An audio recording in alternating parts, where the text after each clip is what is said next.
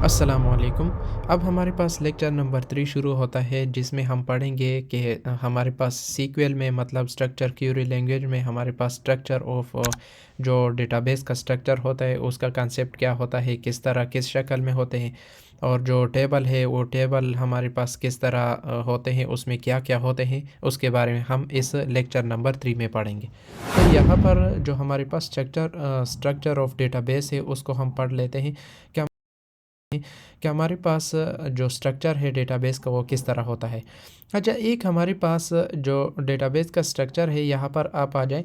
हमारे पास ये डेटाबेस है, ये जो हमारे पास आउटर जो बुक्स है ये आप समझ ले कि हमारे पास क्या है, ये डेटाबेस है।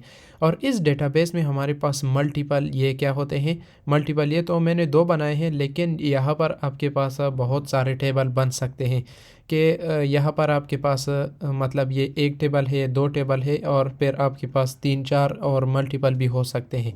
और इन टेबल में फिर हर एक टेबल में फिर आपके पास डेटा होता है, जो कि हमारे पास टेबल नंबर 1 में ये डेटा है, टेबल नंबर 2 में हमारे पास ये डेटा है।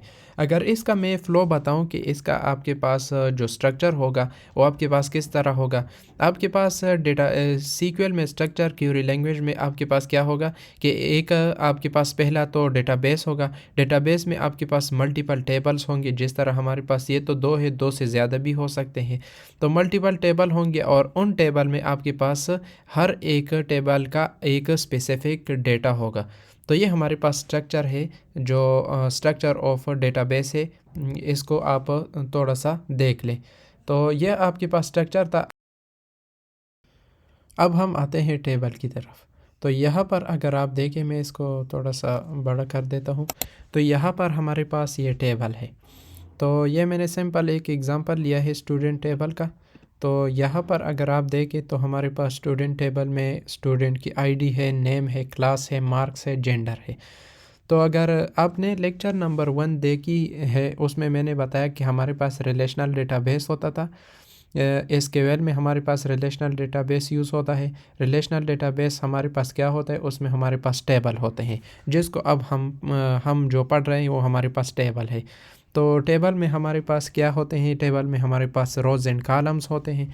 तो ये हमारे पास रोज़ हैं, और ये हमारे पास ये आईडी और नेम, क्लास, मार्क्स, जेंडर, ये हमारे पास क्या है, कॉलम है।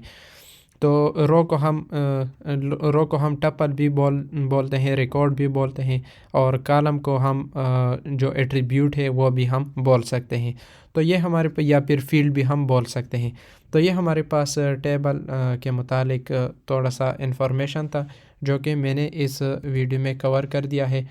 अच्छा, तो इस वीडियो में मेरा जो कंसेप्ट था वो मेरा इस तरह था कि मैंने आपको ये बताना था कि आप ये जान लें कि हमारे पास जो हम अभी इसके बाद हम सीक्वल शुरू करने वाले हैं। तो उसमें डेटाबेस का आप स्ट्रक्चर जान लें कि डेटाबेस का स्ट्रक्चर हमारे पास किस तरह होता है, और उसमें हमारे पास टेबल का कंसेप्ट है। तो मैंने इस वजह से टेबल का कंसेप्ट भी आपको समझा दिया। तो ये हमारे पास लेक्चर नंबर 3 था। अगर किसी को समझ ना आई हो तो आप कमेंट सेक्शन में कमेंट कर सकते हैं, मैं उसका आंसर दे दूंगा। अगर कोई और कन्फ्यूजन हो तो भी आप बोल सकते हैं, आप कमेंट कर सकते हैं, मैं उसका आंसर दे दूंगा। Thank you.